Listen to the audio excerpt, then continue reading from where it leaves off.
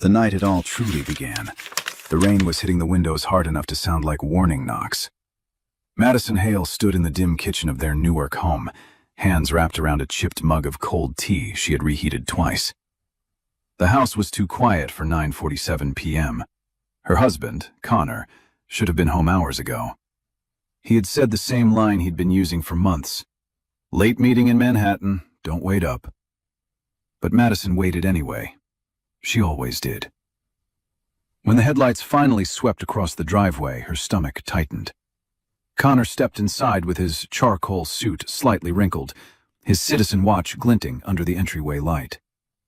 And there it was again, the faint, sugary perfume. Not hers.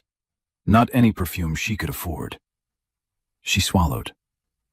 "Connor, were you really at work this late?" He didn't flinch. "Madison, for God's sake, not this again. You're imagining things."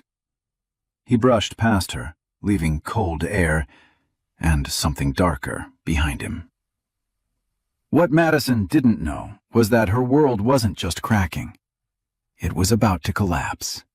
Not because of a missed dinner, or the perfume, or even the lies she was slowly drowning in, but because her 7-year-old daughter, Harper, had seen something she shouldn't have.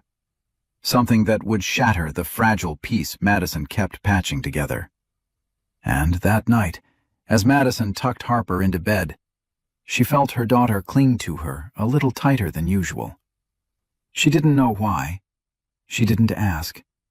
Her heart was already too bruised to handle another truth. The real storm hadn't hit yet. It would come the next morning, soft, innocent, unexpected, when Harper finally whispered the sentence that would end a marriage, expose every lie, and force Madison to choose between the family she fought to keep and the little girl quietly breaking under the weight of secrets adults shouldn't have created. And that sentence would change everything. The next morning, sunlight crept through the blinds, hitting the stack of overdue bills on the kitchen counter. Madison Hale rubbed her temples, her iPhone 11 buzzing non-stop with school reminders, library schedules, and a text from Grace asking if she was okay. She didn't answer. She didn't have the strength to type the truth she kept pretending wasn't real. Connor walked in wearing a crisp navy shirt, already dressed for another meeting in Manhattan. He barely looked at her as he poured coffee into his stainless steel tumbler. "You're taking Harper to school, right?" Madison asked softly. Connor sighed, annoyed. "I told you, I have an early strategy call on 5th Avenue. Can't you handle it?" She forced a nod, swallowing the sting. She always handled it. She handled everything. But it wasn't the missed school run that hurt. It was the way he didn't even glance at Harper's drawing stuck on the fridge, a family picture where his figure was fading, almost erased by a child's accidental truth. Harper came down the stairs dragging her little backpack, her curls messy, her eyes still shadowed. "Mommy, are you coming to read to my class today?" Madison froze. She had forgotten, completely. I'll try, sweetheart." Connor chuckled under his breath. "See? And you wonder why things fall apart." It was the kind of sentence he threw lightly, carelessly, but it sliced through her. Madison felt the familiar burn, shame mixed with quiet fury. She wanted to say something, anything, but the words died in her throat. As Connor grabbed his keys, his phone lit up on the counter. A name flashed across the screen. Sophia Mercer. Again. Madison looked away quickly, pretending she hadn't seen. Pretending was easier than acknowledging the cold truth tapping at her ribs. Connor noticed her silence. "Don't start," he muttered. "You're too sensitive." Then he left. Just like that. Door slamming, engine roaring. The Mercedes disappearing down the street. Madison stood there in the quiet kitchen, Harper hugging her leg, the world feeling heavier than it did last night. Something was breaking, quietly but unmistakably. A seam in her marriage was tearing open, one she no longer had hands strong enough to sew back together. And the worst part? She didn't know the tear had already spread, and her daughter was carrying a piece of that pain alone. By lunchtime, the library was unusually quiet. Madison sat behind the circulation desk, mechanically scanning returns while her mind floated somewhere far from New Jersey Public Library. Her phone vibrated twice, then a third time. It was Grace. "We need to talk. Now." Before Madison could type a reply, the glass doors swung open and Grace rushed in, still wearing her beige trench coat, cheeks flushed from the cold. She didn't bother with greetings. "Madison, I saw Connor yesterday." Madison's hands froze over a stack of children's books. "At work?" "No." Grace's voice softened. "At Bryant Park. With someone." The air in the library seemed to shift.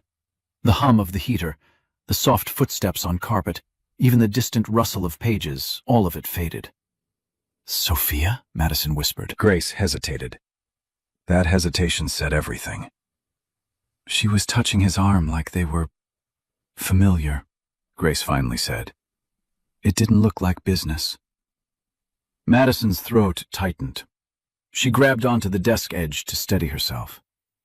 "Grace, he said he had a late meeting. He always says that." Grace exhaled, choosing her words carefully. "You deserve the truth, even if it hurts." But Madison wasn't ready. Not really. Not for the image forming in her mind.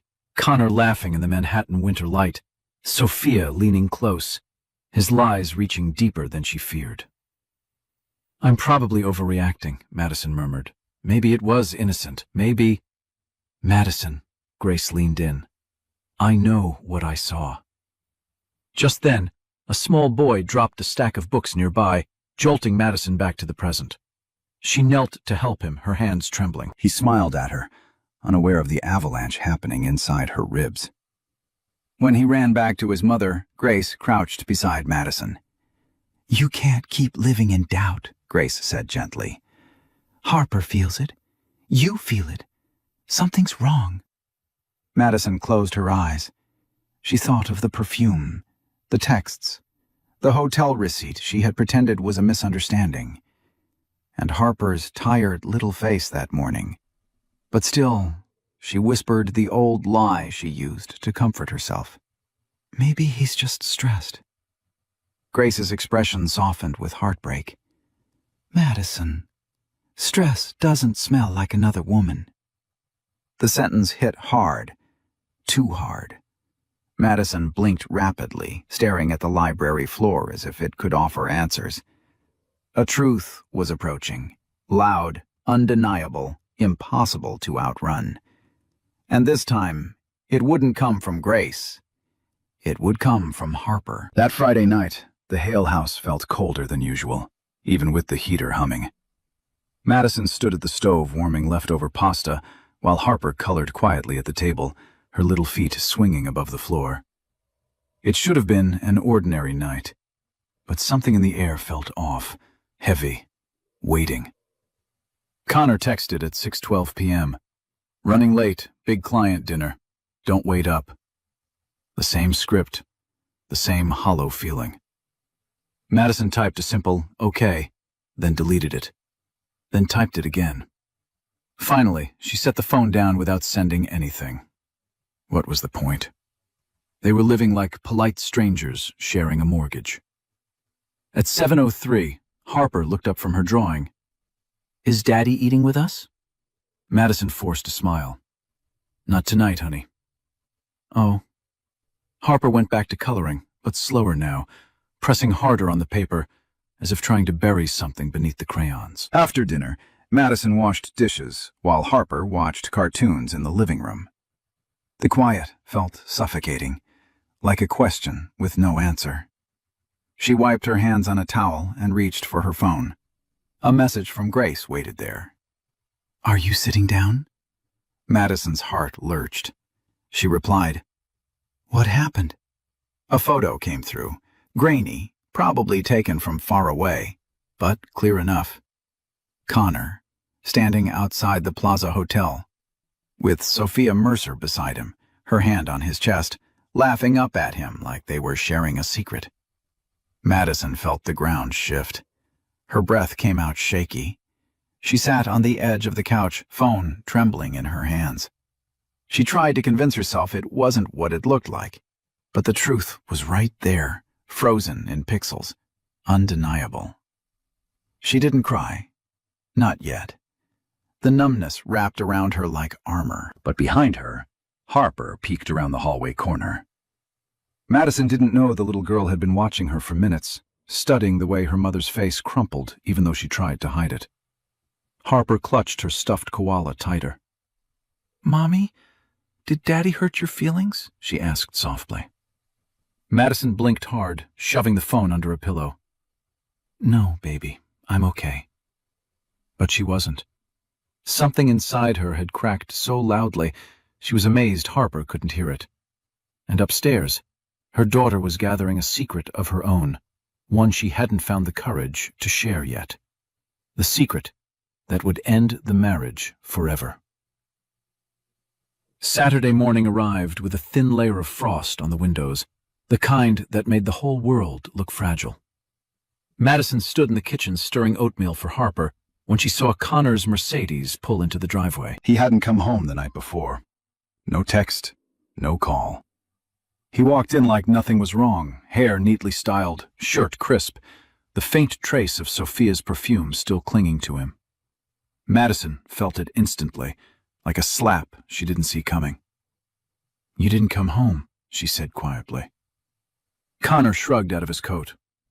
"I told you, big client dinner. I stayed with the team at the Westlake Hotel. It was late." Madison froze. "The Westlake?" "Yeah. Why?" Connor asked casually, pouring himself coffee. She swallowed hard. Grace had taken that photo outside the Plaza Hotel, not the Westlake. Not even close. "Nothing," Madison whispered. "Just asking." Connor didn't notice the way her voice cracked, or maybe he did and simply didn't care. He scrolled through his phone, smirking faintly at something. A message from Sophia, no doubt. Harper padded into the kitchen wearing her unicorn pajamas. She stopped a few feet from her dad, hesitant, unsure. Something she never used to be. "Hi, Daddy," she murmured. Connor glanced down briefly. "Hey, kiddo." No hug, no warmth. Madison's heart twisted. As Harper sat to eat, Madison pulled out a crumpled receipt she had found earlier that morning while doing laundry. It had been in Connor's pants pocket.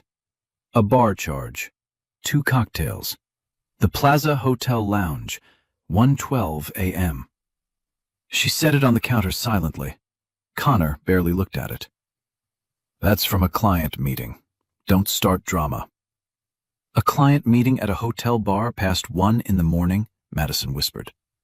"For God's sake, Madison," he snapped. "You're paranoid. This is why things feel strained. You create problems that aren't there." She swallowed her anger, her humiliation, her heartbreak, because Harper was watching. Spoon paused mid-air. Connor grabbed his keys again. "I need to get back to the office. Try not to overthink everything." Then he kissed the top of Harper's head, skipped Madison entirely, and walked out. The door clicked shut. Harper climbed off her chair, walked to her mother, and wrapped her arms around Madison's leg. "Mommy, Daddy lied again. I heard." Madison's breath hitched. She hadn't realized the truth was no longer hers alone. That night, the house felt unbearably still. Madison sat on the couch with the lights off, staring at a cracked spot on the wall, as if it held answers. Harper had finally fallen asleep, curled up with her stuffed koala, after asking one too many heartbreaking questions Madison couldn't answer. When her phone buzzed, she expected Grace, but it was Connor. "Don't wait up. Late work again." Late work. Again. The same script he didn't even try to rewrite. Madison set the phone face down as a wave of exhaustion washed over her. Not the kind that sleep could fix, but the kind that came from carrying a collapsing marriage on shoulders that had grown too tired.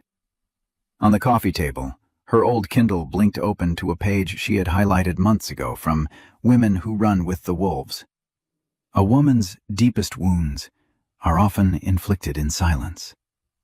Tonight, that line hit differently. Her eyes blurred. She pressed both hands over her mouth to keep from sobbing too loudly, terrified of waking Harper. Tears spilled through her fingers anyway, hot, relentless, grieving the life she had tried so impossibly hard to protect. For years, she believed loyalty could fix anything. For months, she believed Connor could still choose them.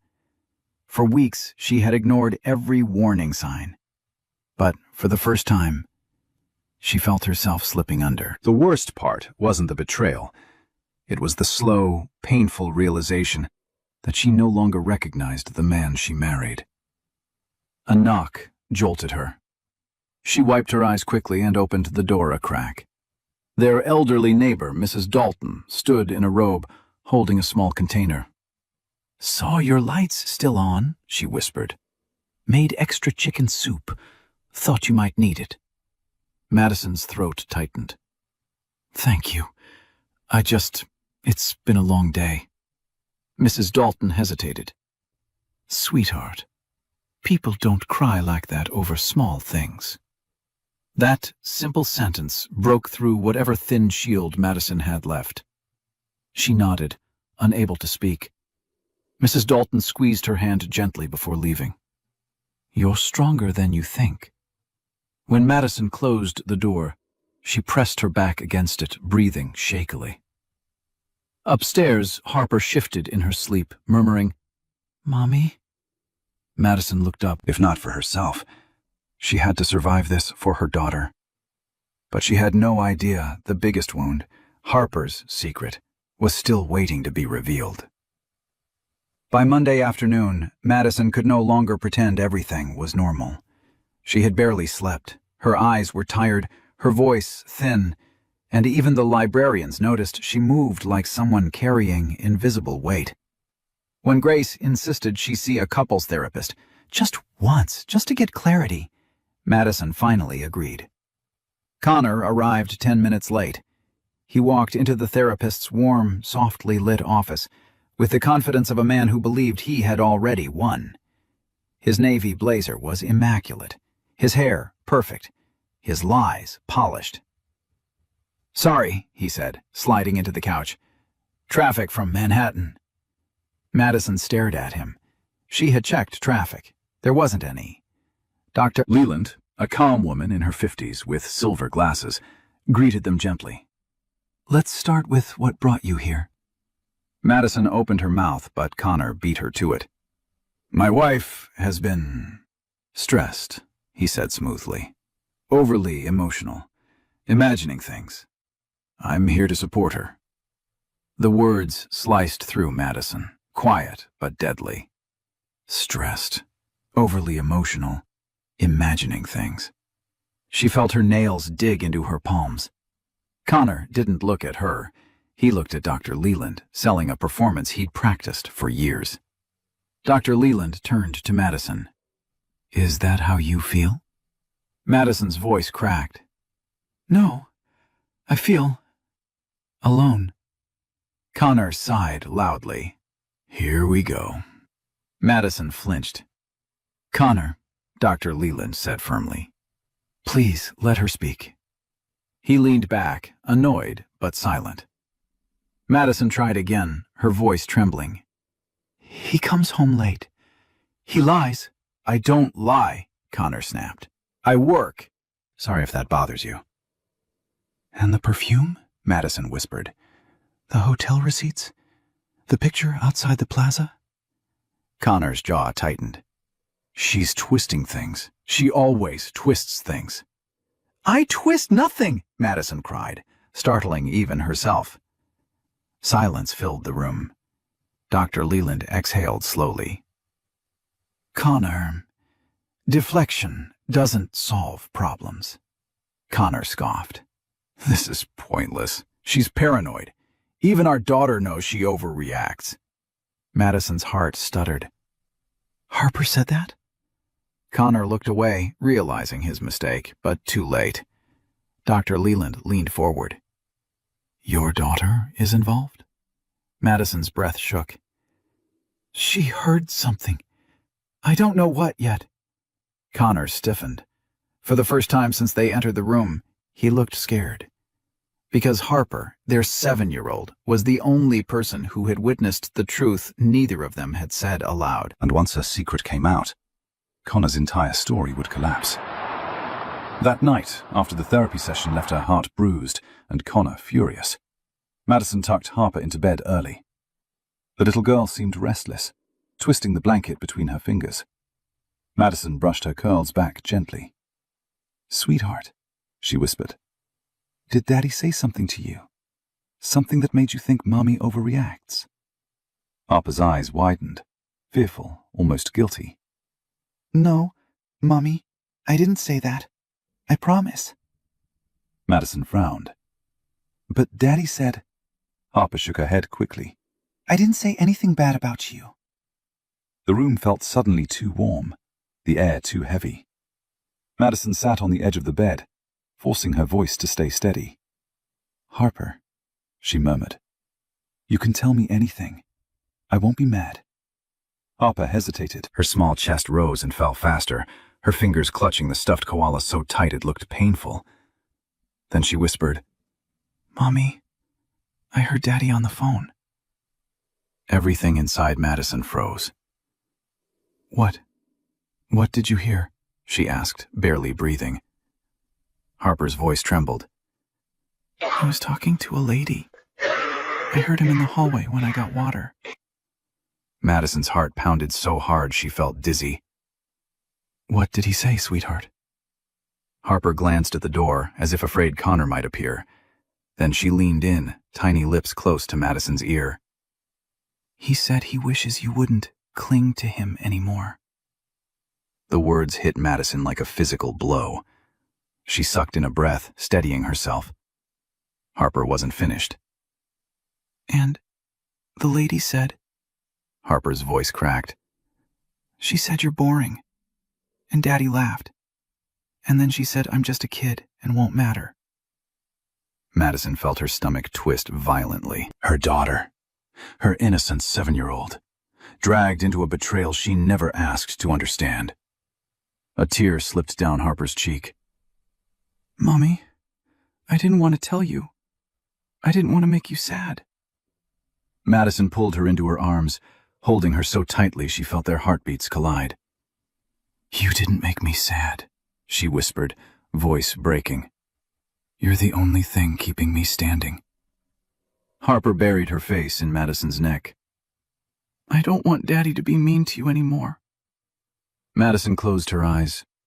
She had spent months trying to save her marriage, but now she realized she had to save her daughter first. And soon, she would have to face Connor with the truth Harper could no longer carry alone. The next day, Madison moved through the library like a ghost, shelving books she couldn't remember touching, smiling at patrons she couldn't really see. Harper's confession replayed in her head on a loop, each word slicing deeper than the last. Boring, clingy, doesn't matter. He had said those things about her, about their daughter, and he had laughed. By late afternoon, Madison felt sick, physically sick. She stepped outside for air, leaning against the cold brick wall of the building. Her breath puffed in little clouds. She closed her eyes. That's when her phone buzzed. It was Grace. "You need to see this, right now."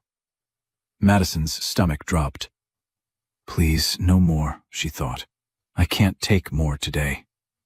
But Grace wasn't the type to exaggerate. With shaking hands, Madison opened the message. A video. Her vision blurred for a moment before she forced herself to watch. Someone, Grace's friend, had recorded Connor and Sophia outside a high-end bar on 5th Avenue.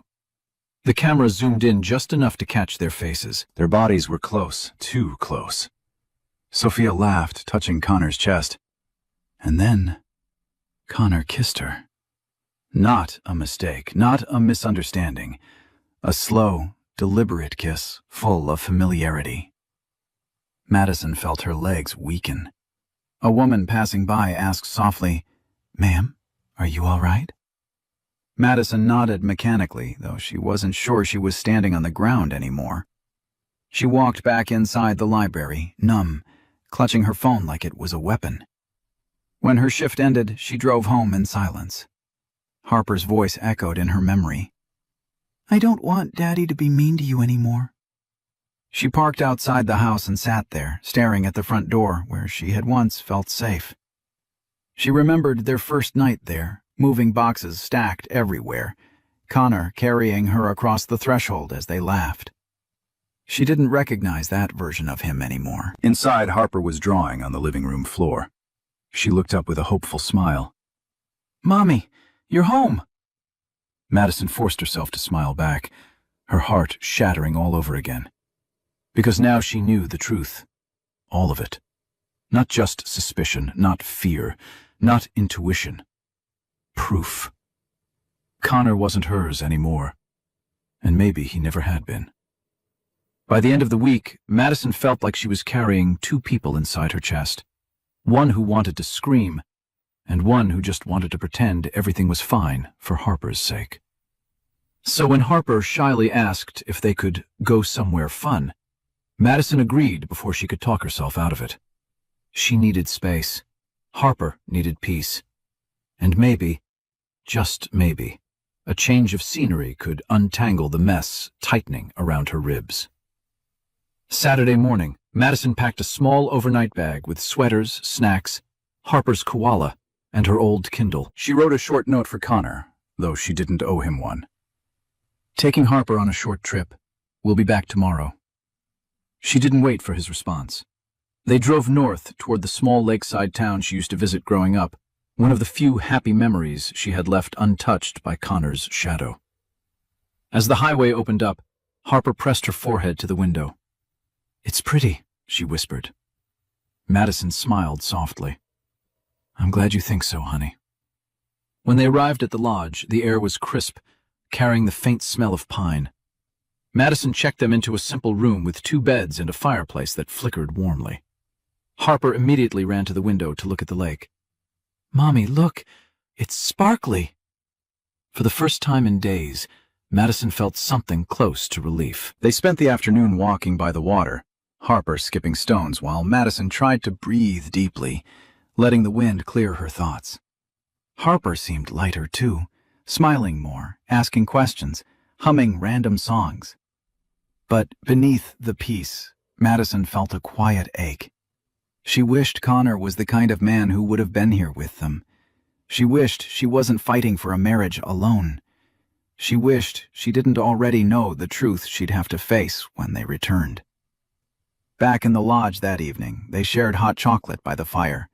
Harper leaned against Madison's shoulder, warm and sleepy. "Mommy," she murmured, "do you feel better now?" Madison kissed her forehead. "A little." Harper hesitated. "I like when you smile. I wish you smiled more." The words pierced her. Madison wrapped her arms around her daughter, pulling her close. Because tomorrow, they would go back home. To Connor. To the lies. To the decision she knew was coming. A decision she could no longer run from. By Sunday afternoon, Madison and Harper drove back home with the faint smell of pine still clinging to their jackets. Harper had fallen asleep in the back seat, her little hand loosely holding her stuffed koala. Madison kept glancing at her through the rearview mirror, wishing the peace of the lake could follow them into the house. But the moment she pulled into the driveway, her stomach tightened. Connor's Mercedes was already there.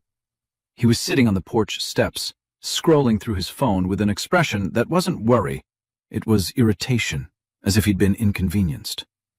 When Madison stepped out of the car, he stood and crossed his arms. "You left without telling me?" he demanded. "I left a note," she said calmly, opening Harper's door. "That's not the same thing." She didn't respond. She lifted Harper gently, and the movement woke the child. Harper blinked groggily at her father. "Hi, Daddy." Connor forced a smile that didn't reach his eyes. "Hey, kiddo. Have fun?" Harper nodded sleepily, but Madison saw the way she tightened her grip around her mother's shoulder. Connor noticed too, and his jaw twitched. Inside, Madison unpacked while Connor followed her like a storm cloud. "So what was this? Some dramatic getaway? Trying to make a point? I took our daughter on a trip, Madison replied, keeping her voice level. Because she needed space. And so did I. Connor scoffed. You're being ridiculous. Madison stopped. Connor, we can't keep pretending everything is fine. Everything was fine, he snapped, until you started questioning me. She turned slowly, looking at him, really looking. His defensiveness, his anger, his guilt leaking through the cracks he tried to cover. Connor, she whispered. Harper heard you. She heard you on the phone. A flicker of panic flashed across his face before he masked it. She's a kid, he said quickly. She makes things up. She doesn't lie, Madison said firmly. Not about this. Connor opened his mouth, then shut it again. He looked away, rubbing the back of his neck, suddenly restless. Before he could recover, Harper appeared at the doorway, clutching her koala. Daddy, she said softly, you don't like Mommy anymore, do you? Connor froze. Madison felt her heart lurch. Harper continued, voice trembling. You told that lady Mommy is boring. Silence dropped like a stone. Connor's face drained of color. And in that moment, the facade he'd held for months finally began to crumble. For a moment, the house went completely silent. Not the calm kind of silence, but the heavy, suffocating kind that wraps itself around your throat. Connor stood frozen in the doorway, staring at Harper, as if he couldn't believe what he had just heard. Madison felt her knees weaken, but she stayed still because this moment wasn't about her pain. It was about her daughter's. Harper clutched her stuffed koala tighter. Daddy, why did you say that about Mommy? I heard you. You said she's boring and that she clings too much. Connor swallowed hard. Harper, sweetheart, you must have misunderstood. No, Harper's voice wobbled, but her eyes stayed locked on him. I heard you. You were talking to that lady, the one who sounds like she smiles when she talks? Madison knew immediately. Sophia. Connor stepped closer, forcing a laugh that fell flat. Honey, adults say things they don't mean sometimes. You shouldn't. You laughed, Harper whispered. You laughed when she said Mommy doesn't matter. Madison felt something inside her tear open, clean, brutal, final. She looked at her daughter, at the raw hurt etched onto that small face, and suddenly every ounce of denial she had been clinging to felt disgusting. Connor rubbed his temple.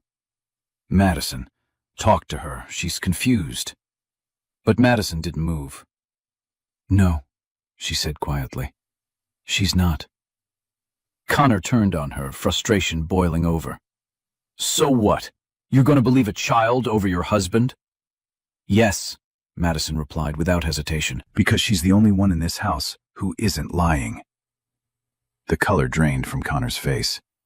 Harper stepped back toward Madison, slipping her tiny hand into her mother's. Mommy, I don't want you to cry anymore. I don't want Daddy to make you sad. Madison crouched and hugged her, tears finally spilling down her cheeks. Thank you for telling me, she whispered. You did the right thing. Connor's voice rose. Madison, don't do this. You're blowing things out of proportion. She stood, meeting his eyes with a strength she didn't know she still had. This marriage ends tonight. Connor blinked. You're not serious. But Madison was already holding Harper close, her voice steady in a way it hadn't been for months. I'm done being invisible in my own home. And for the first time, Connor looked truly afraid, because he knew he had lost control. Connor followed Madison down the hallway, his footsteps sharp, angry, almost frantic. He wasn't used to losing control, not at work, not in public, and especially not inside his own house. But tonight, the power he'd held over Madison for years was slipping through his fingers like water. Madison, he snapped. You're being dramatic. We can talk about this when you calm down.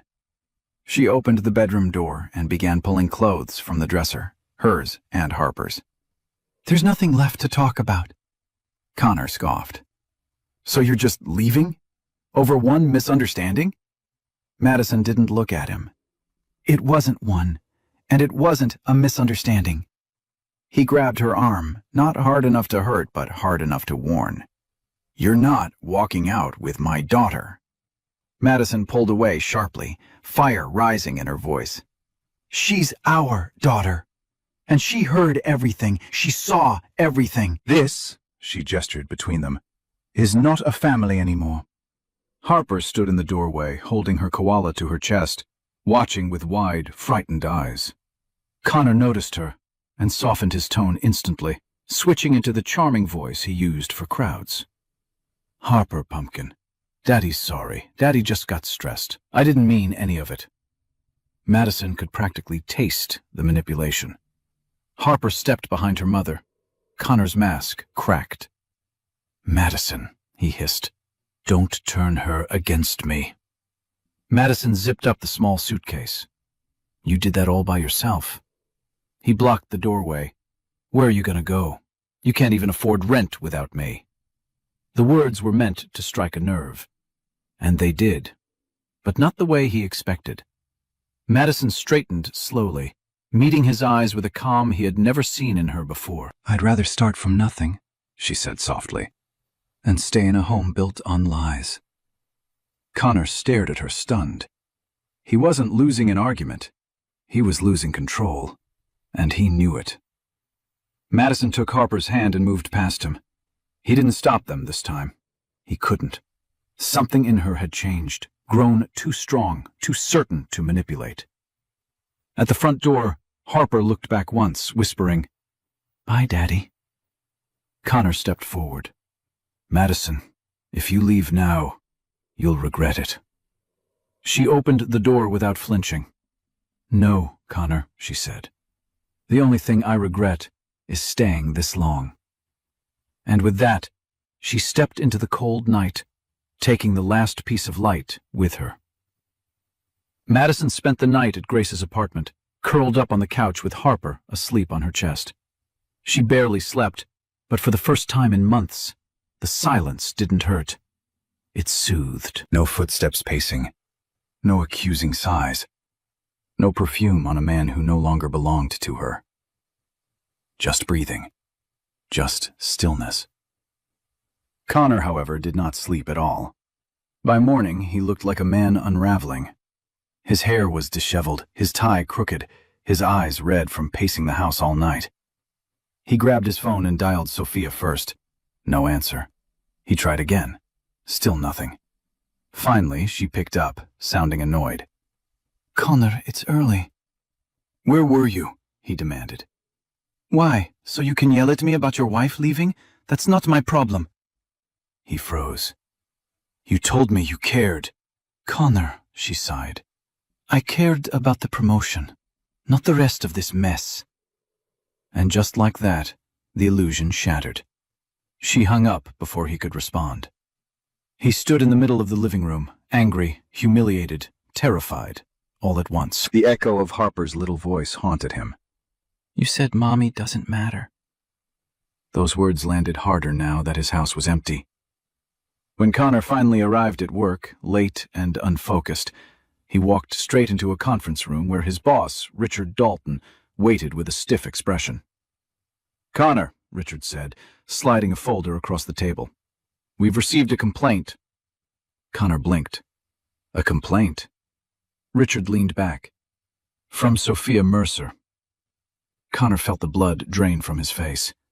She's lying. She claims you pursued her, made her uncomfortable, crossed boundaries."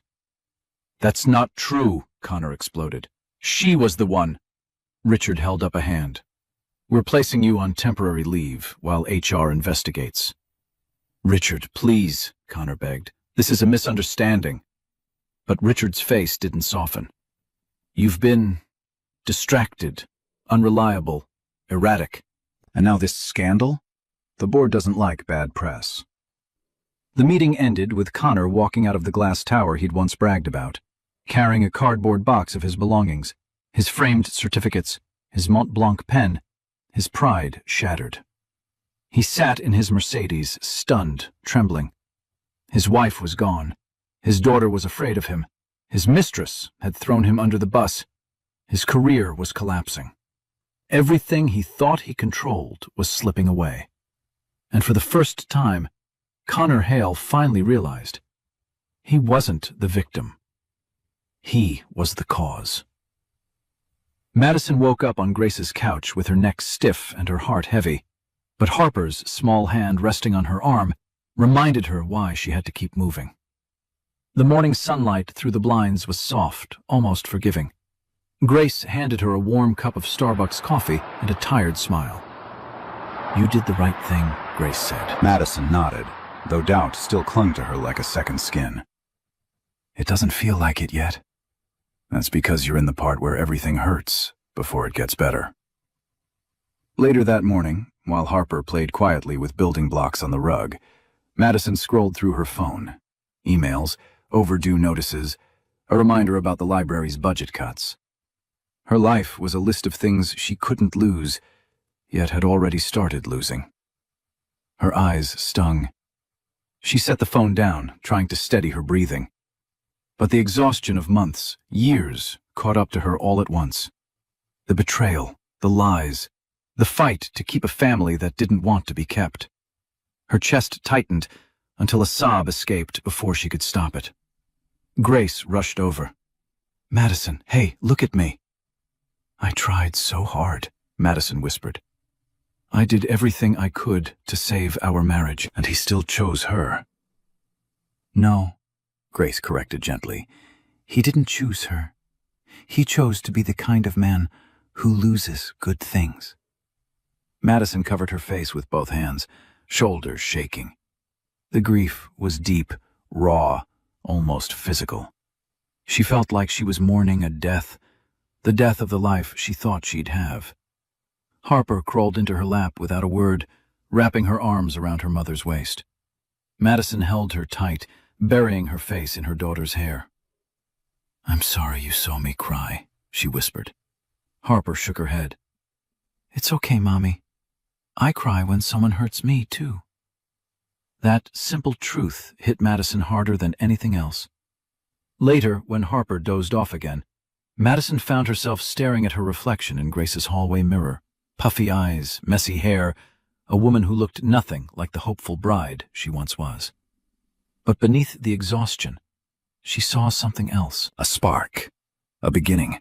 A possibility she hadn't felt in years. She wasn't broken. She was bruised, but alive. Hurting, but still standing. And soon, she would discover she wasn't standing alone. Monday morning came early with the kind of gray sky that made the whole world feel heavier. Madison got dressed quietly in Grace's guest room, pulling her hair into a soft bun, slipping into the same cardigan she wore on difficult days at the library. Harper was still asleep, curled under a blanket with her koala tucked beneath her chin. Madison stared at her daughter for a long moment. She deserved better. They both did. When Madison arrived at the library, she expected the familiar comfort of old books and routine. But today, she felt exposed, like everyone could somehow see the cracks in her life. She placed her bag behind the circulation desk and forced herself to breathe. She hadn't even settled when someone stepped inside. Oliver Stone, the CEO who occasionally visited to oversee the literacy programs he sponsored. Tall, polished, with a quiet presence that filled a room without trying. Today he wore a charcoal coat dusted with frost and held a leather folder under his arm. "Morning, Ms. Hale," he said kindly. Madison blinked, startled. "Oh, good morning, Mr. Stone." He studied her face for a moment. "Long weekend?" She tried to smile. "Something like that." He didn't push, but something in his expression softened. Oliver had a way of noticing things without prying, and today Madison felt that more than ever. "I actually came to discuss the Community Reading Initiative," he said, setting the folder on the desk. "I've been reviewing your program outlines. They're impressive." She stared at him. My outlines? You looked at those? I did, he said simply. You have a talent for engaging young readers. A warmth spread across her chest, small but real. She hadn't felt proud of anything in a long time. Before she could respond, her phone buzzed. A message from Connor. We need to talk, now. Her stomach twisted. She locked the screen and slid the phone away. Oliver watched her carefully. If you ever need flexibility in your schedule, or support, don't hesitate to ask. Madison nodded, trying to keep her composure. Thank you. That means more than you know. As Oliver left, she exhaled shakily. For the first time, someone saw her, not as a wife, not as a mother, not as someone falling apart, but as a woman with value. She wasn't healed, not yet, but she was moving. Forward, quietly, bravely. And with every step, she was getting closer to the life she deserved. Connor showed up at the library that afternoon without warning. Madison was shelving books in the children's section when she heard the heavy footsteps, too fast, too purposeful. When she looked up, he was standing between the rows of shelves, hair disheveled, tie loosened, eyes frantic. Madison, he said, voice strained. We need to talk. She straightened. This isn't the place. I don't care, he snapped. I need you to come home, now. His urgency didn't frighten her. It irritated her. Connor, lower your voice. There are kids here. He exhaled shakily, running a hand through his hair. Everything's falling apart. They put me on leave. HR's investigating me. Sophia. He stopped, jaw tightening. She lied. She told them I crossed boundaries. Madison crossed her arms. Did you? Of course not, he said instantly, too quickly. Madison raised an eyebrow. Connor dropped his gaze. I need you to tell them, he said. Tell them I'm not the man she says I am. Tell them I'm faithful. Madison stared at him, stunned. Faithful? Connor, you kissed her outside the Plaza Hotel. His face drained of color. Grace showed you that video? It doesn't matter who showed me. It happened. He stepped closer, desperate. Madison, please. I'm losing my job, my reputation, everything I built. She took a step back. You didn't lose everything. You gave it away. He swallowed. I need you. That sentence, once sacred, now felt dirty. Madison's voice was soft but firm. You need damage control, not me. No, he insisted. I need my wife. I need my family back. She shook her head. You had a family, and you burned it for something temporary. Connor's breathing grew ragged.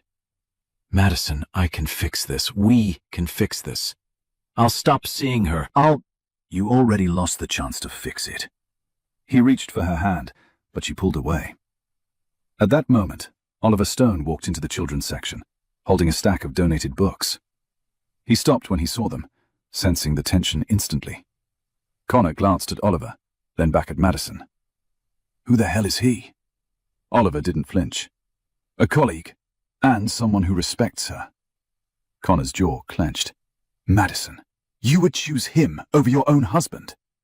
She lifted her chin. I choose anyone over being lied to again. Connor stepped back as if slapped. For the first time, he realized something terrifying. Madison wasn't bluffing. She wasn't breaking. She was done. That night, after the confrontation at the library, Madison sat on Grace's balcony, wrapped in a soft blanket, watching the Newark skyline flicker in the distance. Harper was asleep inside, finally peaceful. The cold air stung her cheeks, but it grounded her in a way she desperately needed. For the first time since leaving Connor, she felt something steady beneath her feet. Her phone buzzed. A message from Oliver. Are you all right? I didn't mean to intrude today. Just wanted to make sure you're okay. Madison hesitated before typing back. Thank you. It's been a difficult day. A few seconds passed.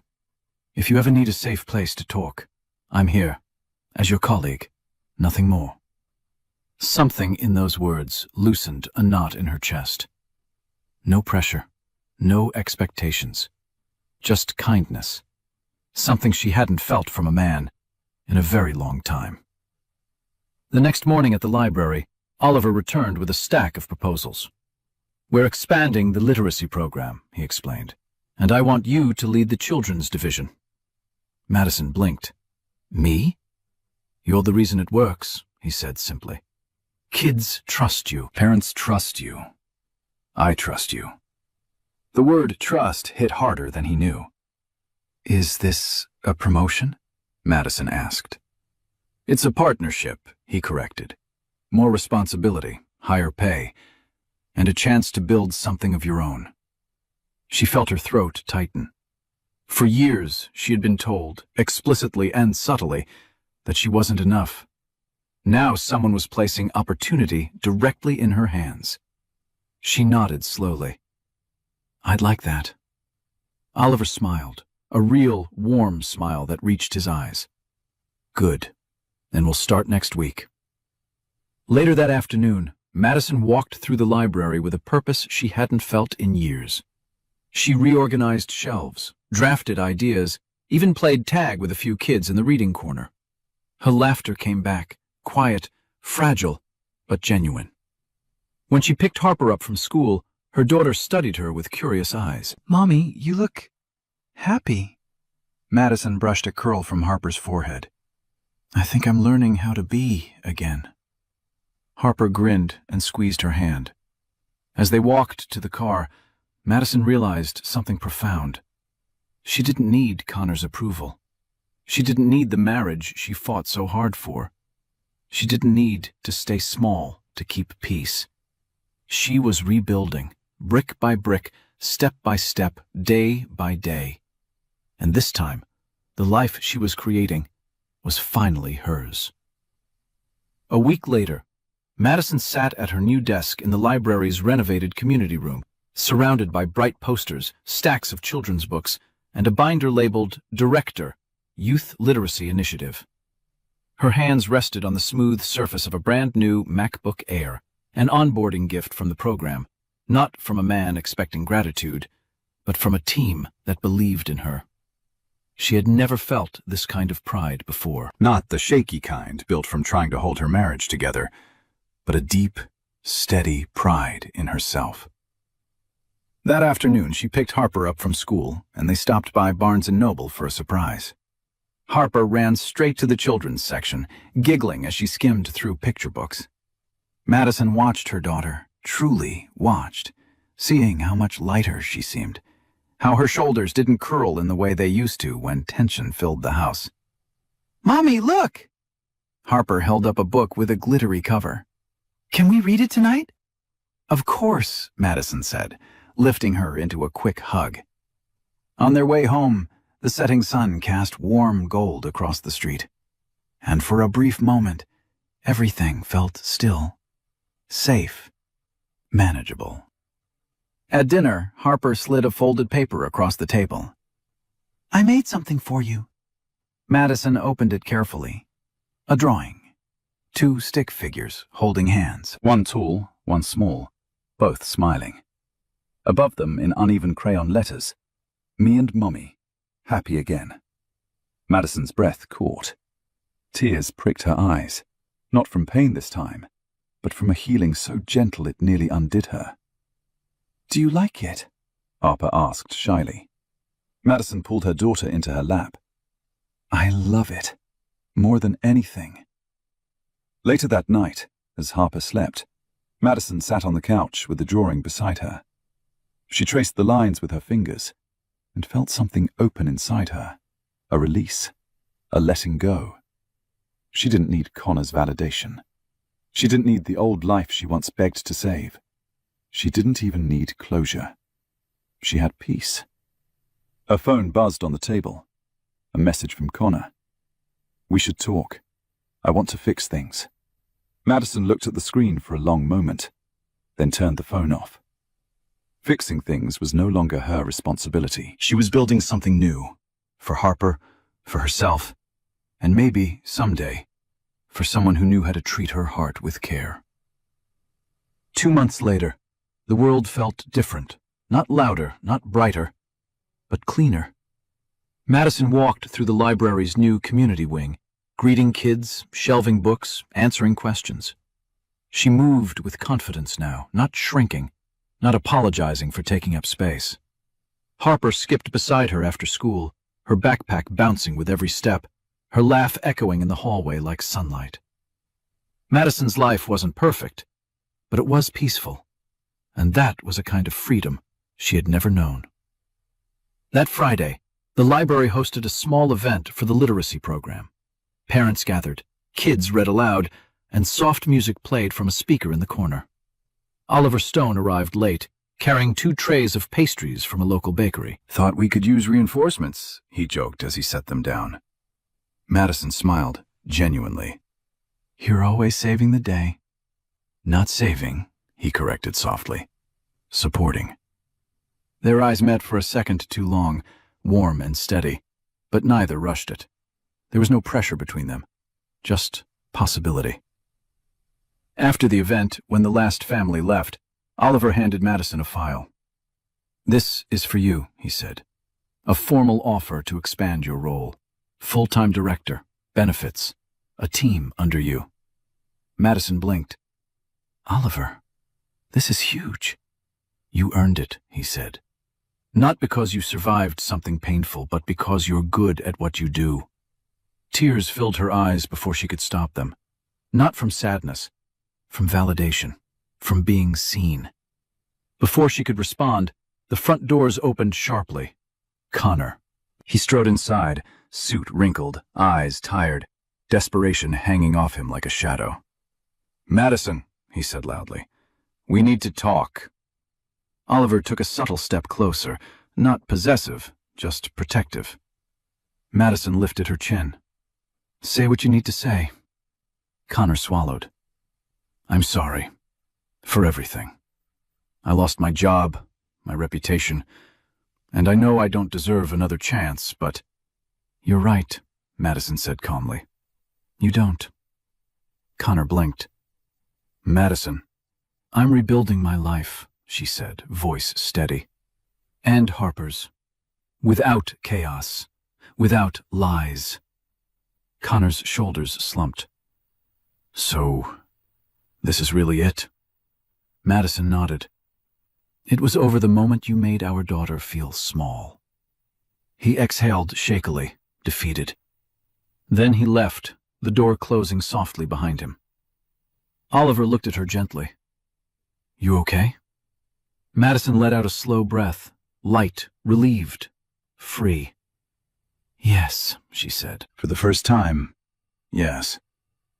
Harper ran up then, wrapping her arms around her mother's waist. Madison lifted her, spinning her playfully. Their laughter filled the room. She had lost a marriage, but gained herself, and gained a future she had once been too afraid to imagine. So, that's how the story ends. And if you're still here, listening until this very moment, then something in this journey must have touched your heart in a way words alone can't explain.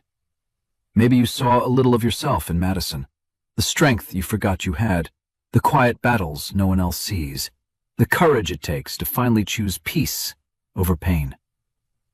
You know, the Stoics used to say, "You have power over your mind, not outside events." Real strength is choosing what to hold on to and what to let go. And Madison's story is exactly that. A reminder that healing is not loud, dramatic, or subtle. Sometimes it's just a woman waking up one day and deciding, "I deserve better. My child deserves better." And she walks forward, even when her legs shake. If this story reached you, even just a little, then don't leave quietly. Let's keep building a place where people heal together. Hit like, share this video with someone who might need it, and don't forget to subscribe so you don't miss the next story. You matter. Your heart matters. And sometimes, new beginnings come disguised as endings. Before we end, I want to gently remind everyone that this entire story is a work of fiction, created solely for emotional reflection and entertainment. The characters, events, and situations were written to explore real-life feelings, heartbreak, healing, resilience, but they are not based on any specific person or actual event. Stories like this help us look at life from a safe distance, giving us space to understand our own experiences a little better.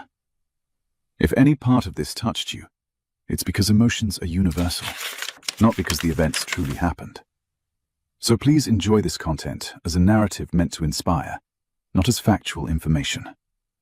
Thank you for supporting the channel, for watching responsibly, and for being part of this community that values empathy, growth, and honest storytelling.